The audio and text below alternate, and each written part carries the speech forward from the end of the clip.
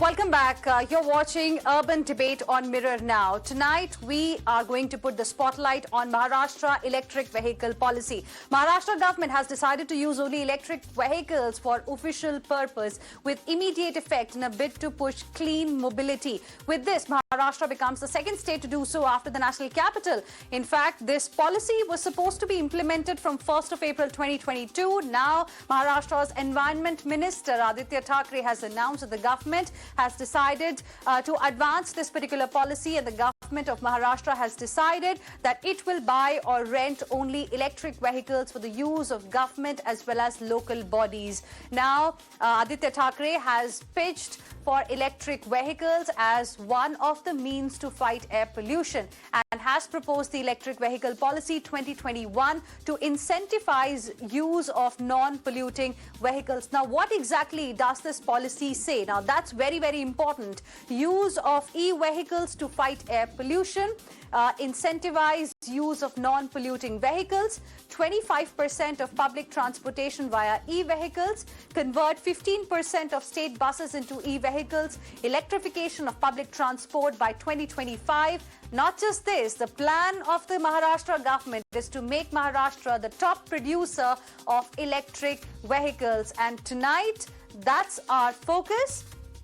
We have a special guest joining us, Pawan Goenka, Chairman Designate of INSPACe Department of Space and Chairman Scale, and a very well-known name as far as the auto sector and the EV space is concerned, thanks to Mahindra & Mahindra. So thank you very much for joining us here on Mirror Now. I want to first understand from you about the decision that has been taken by Maharashtra government in the EV space, a step forward in the EV revolution. Your thoughts? Well, the central government has done its job in terms of incentivizing electric vehicles through FAME benefit, through PLI, and also GST. And now it's up to the state government to create the pull for electric vehicles in their state. And many states are coming forward. What Maharashtra has announced recently is one of the most aggressive electric vehicle incentive policy by announcing additional benefit of 50,000-60,000 rupees on a three-wheeler, similar amount on a car, and also, most importantly, saying that all the state purchases will be electric vehicles starting now. So this kind of thing that this Maharashtra government has done, and I believe it's perhaps the most aggressive. Delhi may be similar, but other than Delhi, it is the most aggressive. This will definitely create a tremendous pull for electric vehicles in India.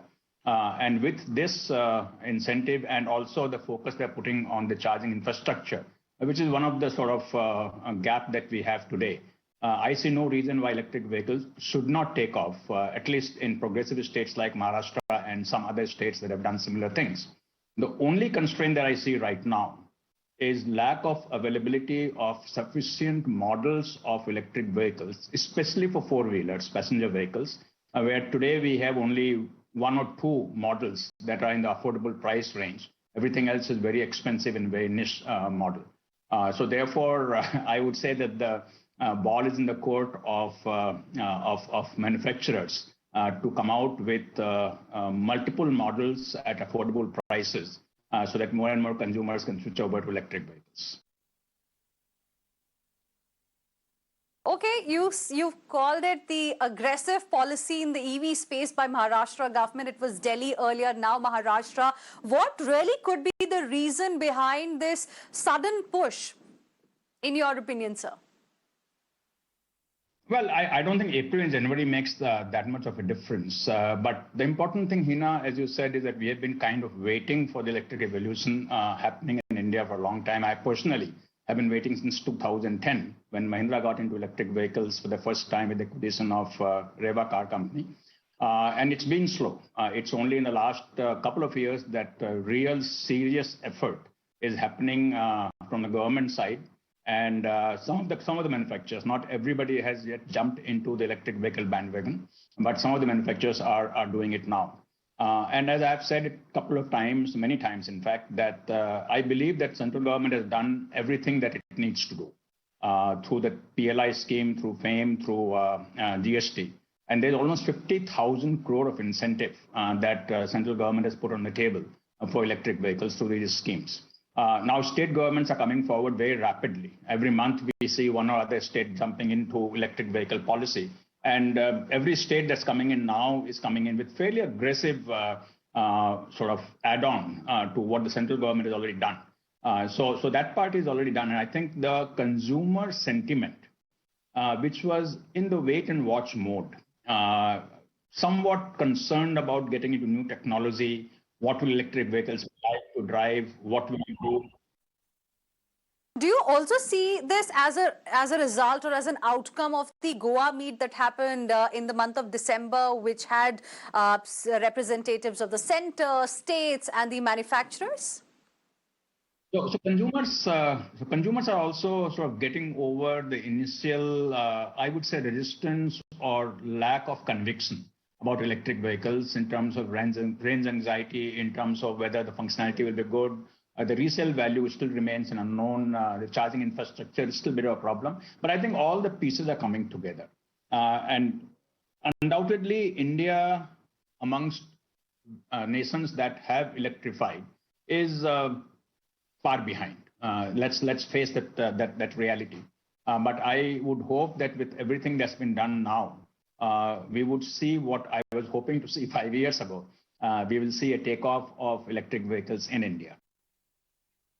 Did you see in that meeting interest by other states as well in the Goa meeting? So let me first say that in terms of that meet on 4th of December, and I said it at the meet also, in my 27 years of being in the auto industry, this is the first time ever I have seen such an effort by the government, central government, to bring all the stakeholders on the table at the same time and discuss how we take the electric vehicle revolution forward. There was tremendous interest in the state transport ministers or transport commissioners who were present there, and many states made presentations on how they will support the electric vehicle revolution. All the OEMs who were there, the component manufacturers who were there, all said the sort of right things, undoubtedly. But I would say that now it is not just talk. Everybody realizes that those who don't get into electric vehicles in a serious manner would be left behind. That there's no doubt about. So there were still some non-believers on electric vehicles amongst OEMs, amongst suppliers. But now I think that non-believability is gone. Everybody knows that either you get on or you get out of the way, because electric vehicle revolution is here to stay now. In fact, in that meet, Secretary MOHI had put in some targets for 2025 of 16% two-wheelers, 20% three-wheelers, only 5% passenger vehicles, and about 13% buses to be electric by 2025. I would say that's a realistic goal. And I would like to see us do better than that slightly, at least in terms of passenger vehicles, where 5% is low by global standards of where everybody else will be by that time frame. And my belief is that if we come out with, or the OEMs come out with multiple models in the 8 to 12 lakh price point, because that's a sweet spot for passenger vehicles in India, then I think electric passenger vehicle also will take off fairly rapidly. Two-wheelers are now on a roll. Three-wheelers are on a roll. So those are unstoppable. It's the four-wheeler or the passenger vehicle that we need to create some push for or pull for. Now, I also want to understand from you, what are the kind of concerns that are being raised at this point in time as far as the EV revolution is concerned that we are all waiting for? Well, see, in any meet like this, Heena, everybody asks for some more. Nobody's ever satisfied with what has been done.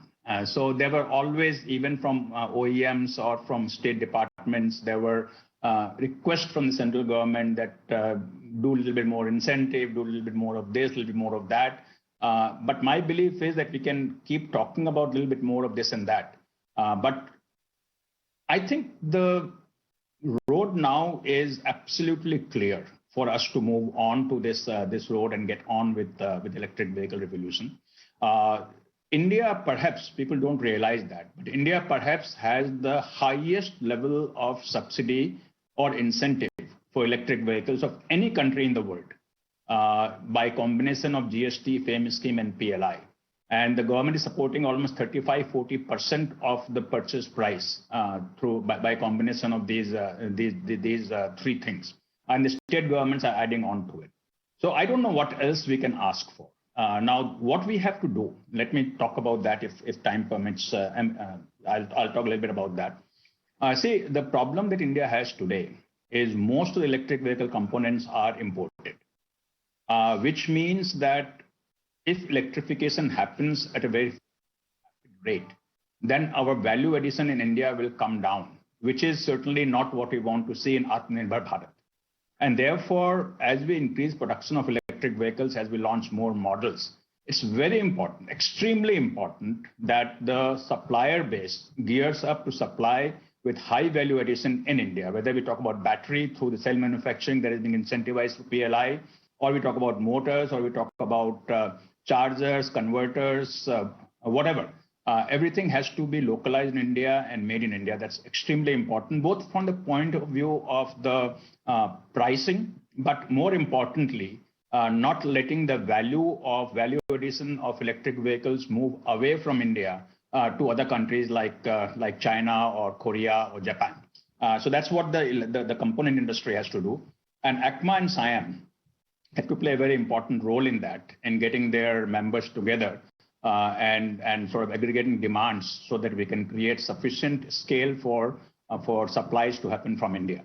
The scale committee that I chair also is working on this through ACMA and SIAM, and so is MHI. The joint secretary, the secretary are very, very involved in trying to make that happen. So the whole ecosystem has to come together. The supply base, the OEMs investing in new models, the aggregators buying electric vehicles, and the consumers adopting electric vehicles. All this has to happen along with the state and central government that's already doing their bit.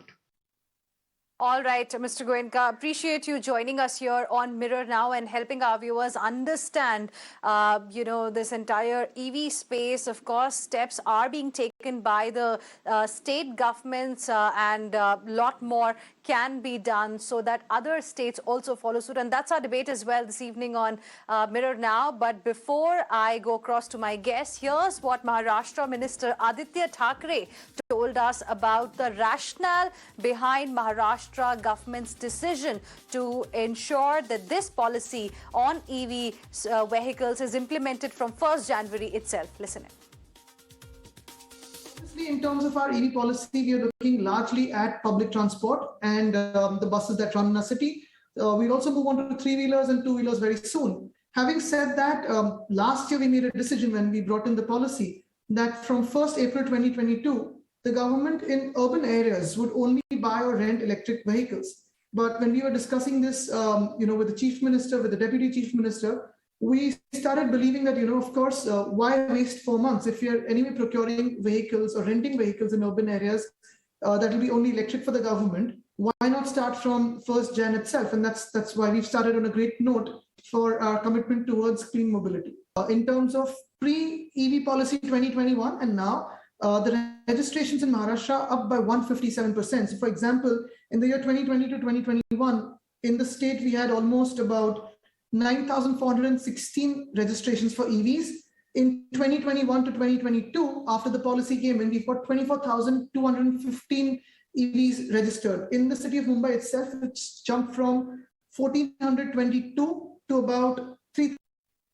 So that was Maharashtra Minister Aaditya Thackeray on the new EV policy and its implementation for the state of Maharashtra. And how is this really going to help the state of Maharashtra? And can other states also follow now, Delhi and Maharashtra on this particular issue? Let's discuss this. We have Makesh Zagade, who is former Principal Secretary, Government of Maharashtra, joining us live this evening. Rajeev Singh, partner and automotive leader, Deloitte India, is live with us. Akshima T Ghate, Senior Principal, RMI India, and Roychowdhury, Executive Director, Research and Advocacy, Center for Science and Environment. Good evening to all of you. Thank you very much for joining us here on Mirror Now. Let me begin the discussion with you, Mr. Makesh. What do you make of this big announcement that has been made by Maharashtra government that they will now be buying or renting all EV vehicles for the employees. How important is this step? How is this going to help the state of Maharashtra? This is extremely important because that's where the world is moving today. And we should not lag behind in terms of the movement that is taking place across the globe, especially in the developed economy. But having said that, this is just one aspect of what needs to be done, but there is a larger picture. To give a boost to the EV vehicles is one small aspect, but it's short of the policy for energy sector and the power sector that we have to have in the country, and not just in Maharashtra. See, we are an energy-starved country. I do not want to get into the figures because the experts would give you figures. I don't want to scare the viewers also about these figures, the figures that are loaded against this country. And some people call it as we are going to face even energy slavery also. So it is that scary. But I don't want to get into that. The electrical vehicles, if they come from the renewable energy, then only it makes sense. Otherwise, electric vehicles, if they come from the fossil fuel, and today largely all the energy or electricity that is generated is mainly from the fossil fuels, which is going to get scarer, and it is also going to add to the climatological burden, damage burden in this country. So therefore, electrical vehicles, it is a trend setter, but that doesn't really address the problem of the pollution control or the problem of the energy scarcity in this country. What we have to do is we have to really have renewable energy policy at all the levels, and not just this. Energy level policy can be done by the Power Ministry or the Ministry of Renewable Energy and the state governments, but I'll tell you the most important factor that is really grappling this structure, this country, and that factor is we all the ministries, all the people are thinking in segments or in a fractured manner. We have to think in a comprehensive manner. Like, for example, I'm just giving an example. We have to really think about the least energy intensity per capita in the future generations, because we are yet to urbanize this country. USA, it has 84% urban area, population living there. In Europe, it is 82%. India, in next 3-4 decades, is also going to have 80% population living in the urban areas. And therefore, we have to have very concentrated kind of energy requirement in the urban sector. 70-80% energy will be required in urban areas. Right. And therefore, we need to have like a planning of urban areas. That is very important. I'm coming to that. Planning of urban areas. Urban areas have to have least energy intensity. Electrical vehicles and all, this is a tokenism. Tokenism is also needed, but this is nothing. I mean, it's not even a drop in the ocean that the energy scenario is going to change in this country.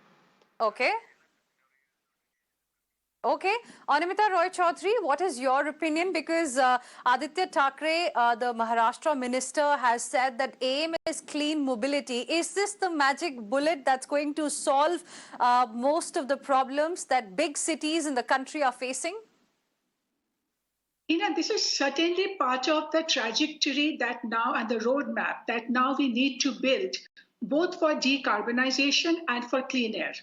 And this is a non-negotiable agenda now.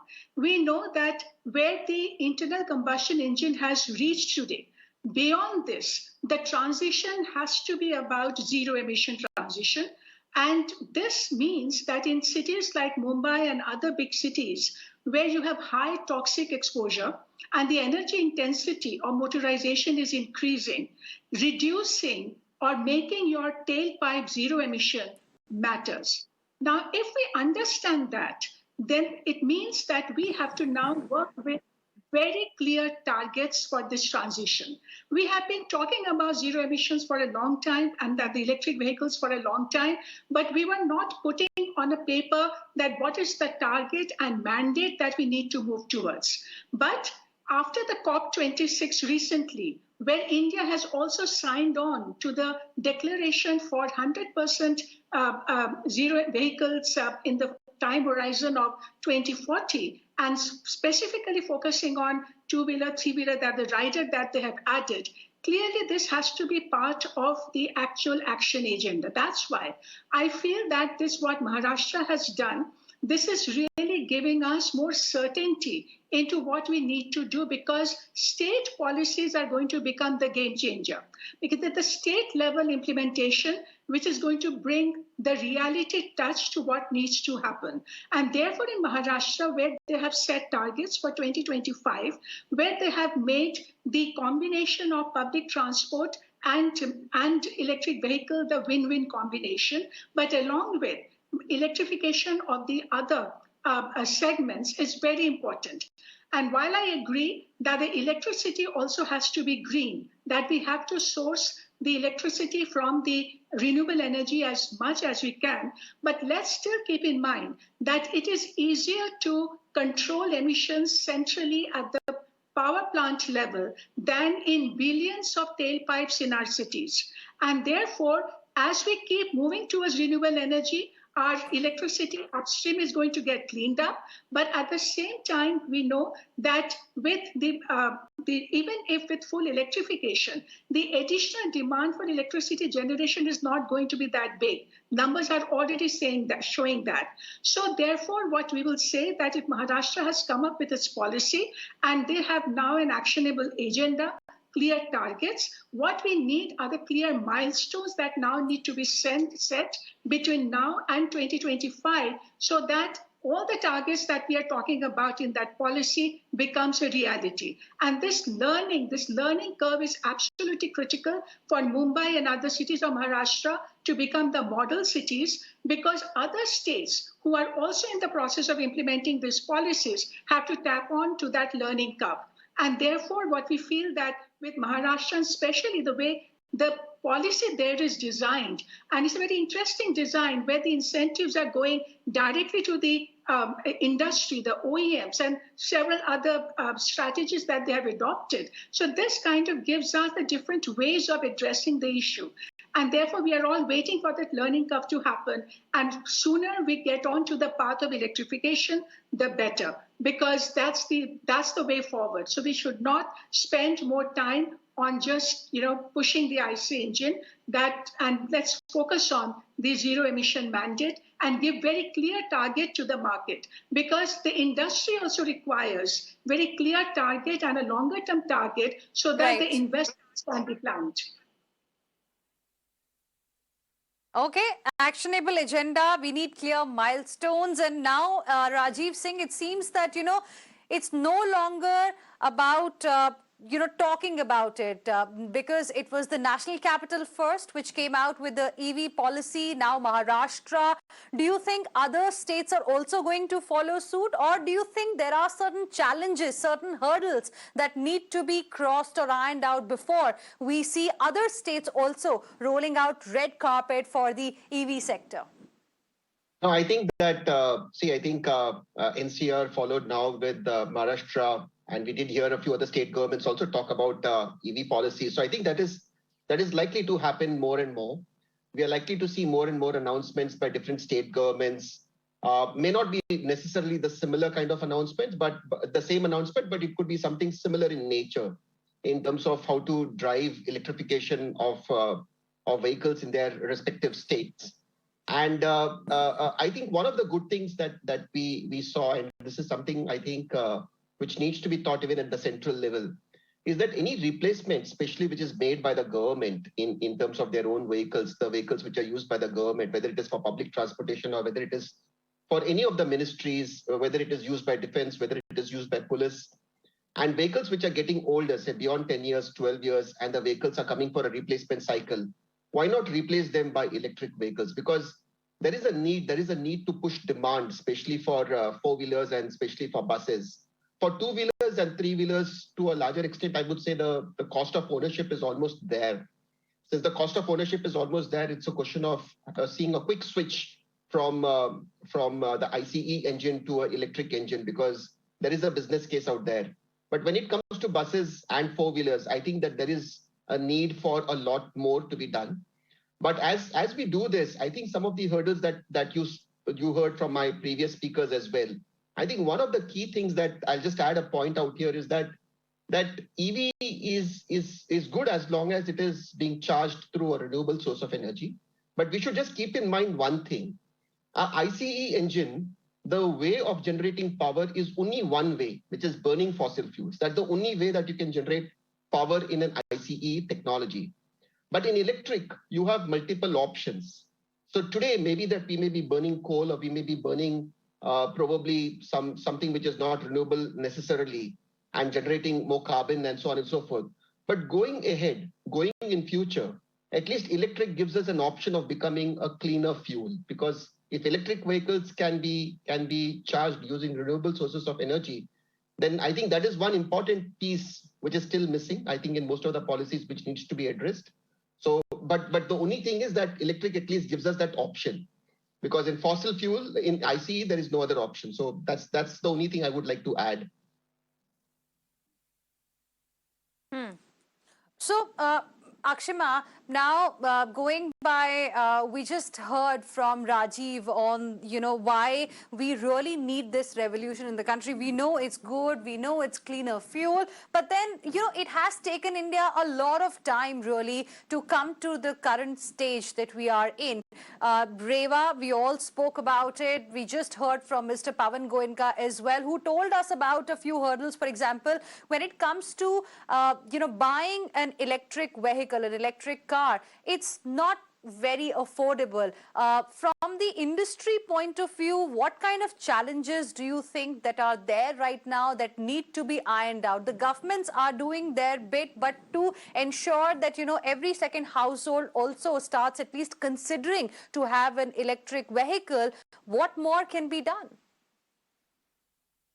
Thanks for asking that question. I think just before I answer that question very quickly, I think there is enough evidence now that is showing that electric vehicles, even with fossil-powered electricity, are good in terms of emissions, whether it's carbon, and of course they're removing all the tailpipe emissions. So I think we've moved beyond, to a scenario where we understand that electric vehicles, tailpipe emission vehicles are really good for us in our cities, on our highways. And I think policy frameworks like Maharashtra government's, policy framework are really doing a great job. What we've seen is the 3 times jump in Maharashtra in EV registration just after policy notification in July. I think that's speaking volumes to the role of policy. Coming specifically to your question on, what the industry needs or what the challenges industry is facing, I think some of those challenges are very well established right now. They are supply constraints.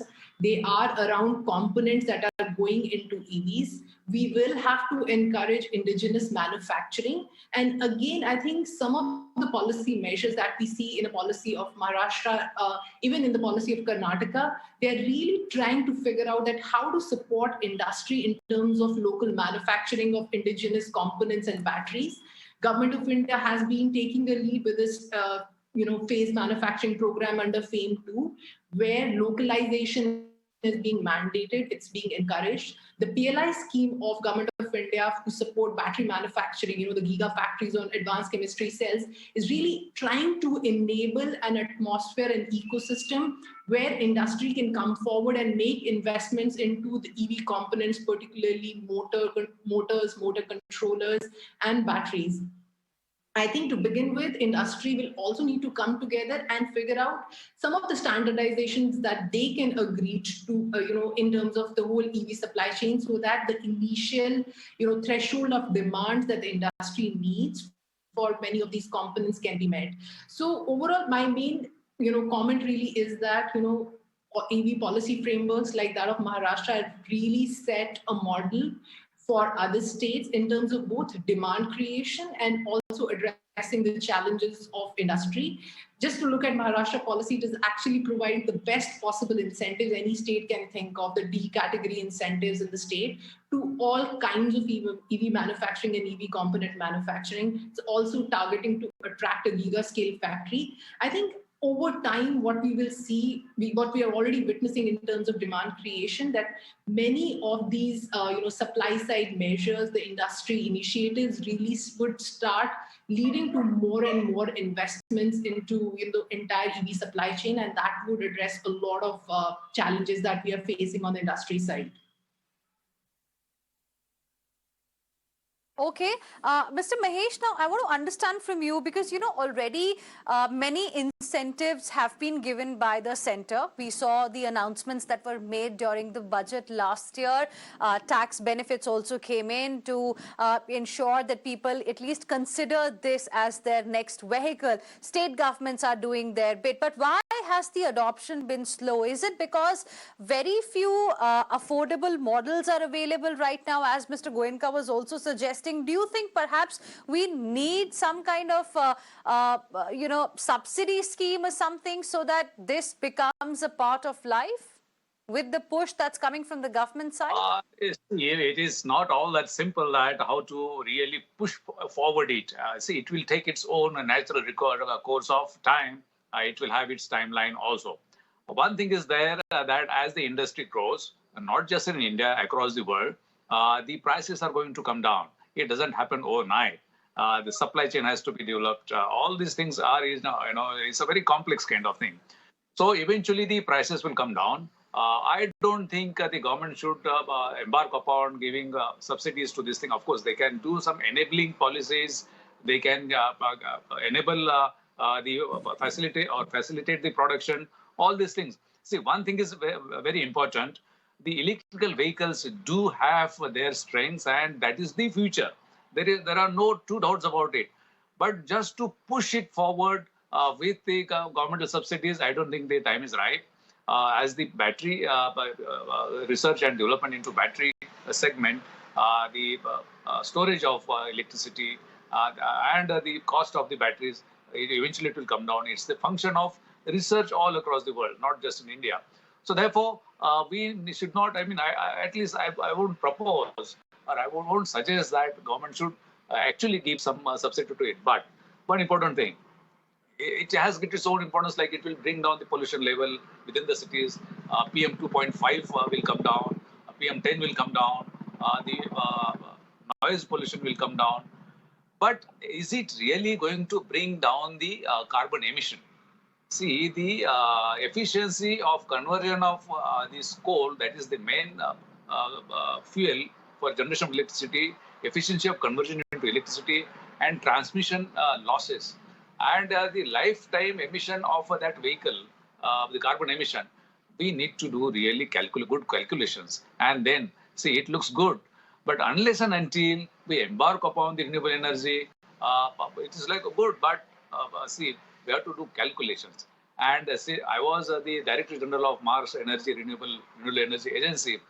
We find that unless and until we switch over to renewable energy, of course, initially we have to really create the culture of electrical vehicles.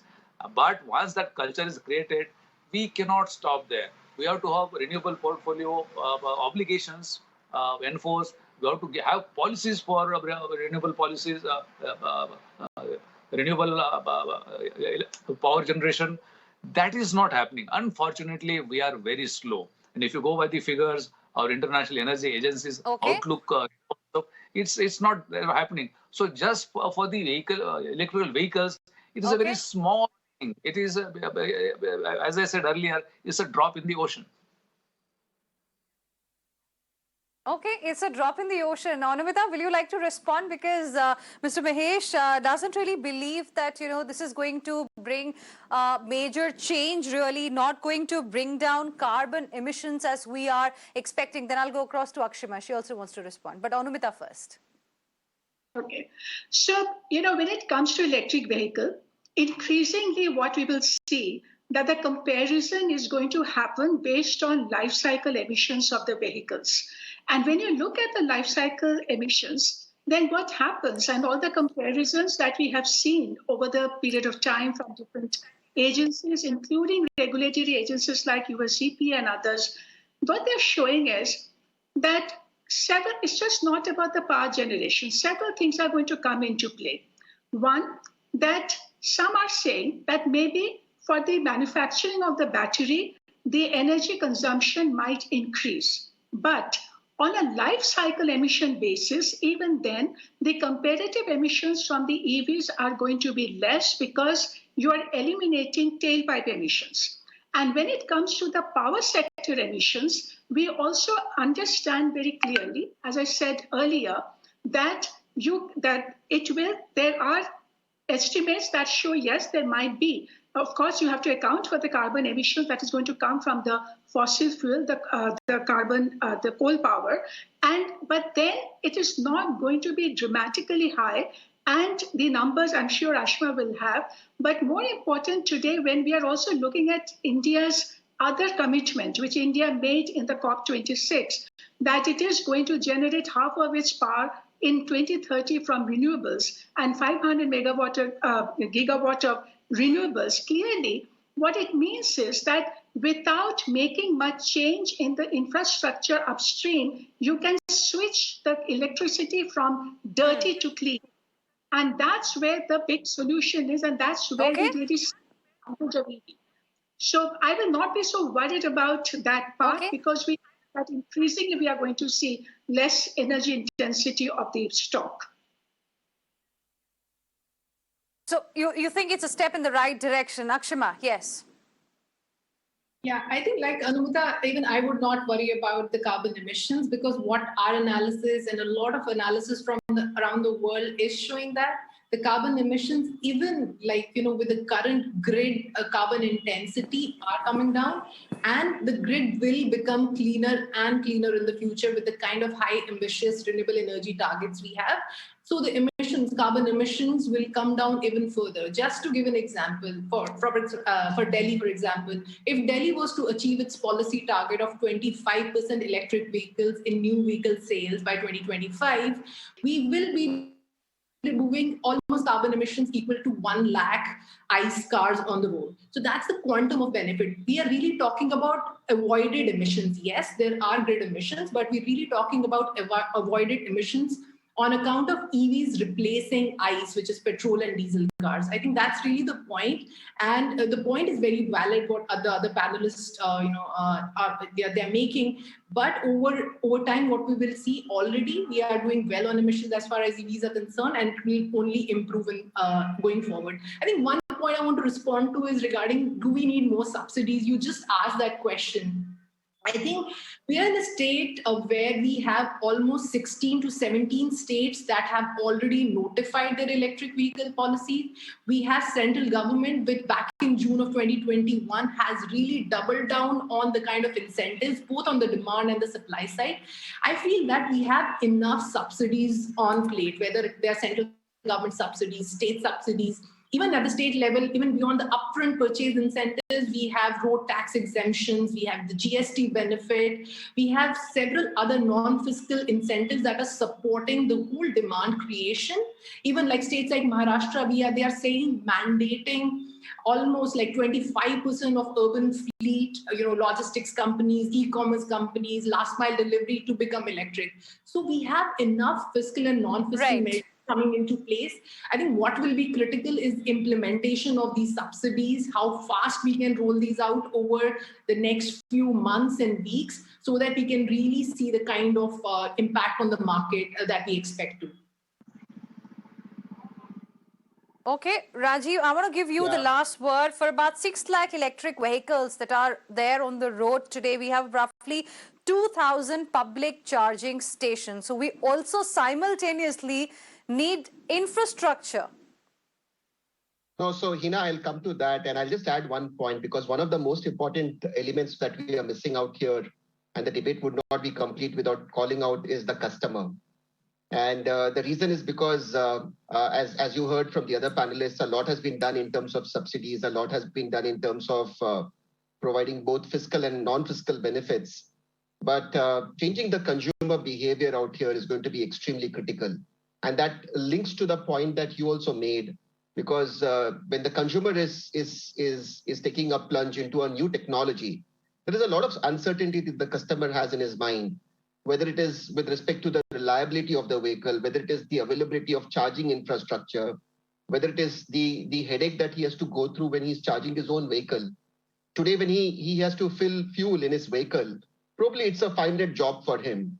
But tomorrow, when he has to fill energy into his electric vehicle, it's a 6 hours, 8 hours job. Maybe a few of the vehicles which will be fast charging, it could be done probably in 30 minutes. Now imagine that if Ola, Uber, or any of the probably the fleet owners need to go to electric, it's a good thought that, okay, why not the fleet owners shift to electric? But they utilize assets like 24 hours in 24 hours. They run their asset almost 100% utilization. Now, if you go and tell them that, no, you're going to run it only for probably 65, 70% of the time, that's probably not going to work. So I think that one of the things that is going to be very, very critical if you want to see how to move towards electrification is how do we ensure that the consumers are also buying this new technology? So there are inhibitions, there are fears that they have, whether it is with respect to charging infrastructure, range anxiety, reliability of these vehicles. Most importantly, also the cost of these vehicles, because while there are a lot of models, I don't think so that we are still there at the sweet spot, which the customer would love to buy. So I think all those things need to be addressed collectively when we are looking at EV policy. And it is not just about fiscal and non-fiscal benefits. The charging infrastructure point, Heena, that you said, I think that a lot more needs to be done out there. I think it's not going to be possible just by asking private players to come and set up infrastructure. The government may have to do a little more push out there in terms of ensuring that this charging infrastructure comes in place. Because quite a few players who are already there into charging infrastructure as a service, for example, they're struggling. They're struggling in terms of their business model. They're struggling in terms of showing how can they ensure that within a certain amount of time they turn around. So I think that a lot more needs to be done on that front as well. Okay, a lot more needs to be done, but the beginning is what we are already seeing right now, with Maharashtra government now announcing the implementation of this particular EV policy. Earlier it was supposed to be implemented from 1st of April. Now from 1st January they are going to implement. I appreciate all of you for joining us, and we really hope that other states also follow what is being done by Delhi and Maharashtra to bring this EV revolution, the much needed EV revolution in the country. Heading into another very, very short break on Urban Debate. There's lots lined up for you on the other side as well. Don't go anywhere.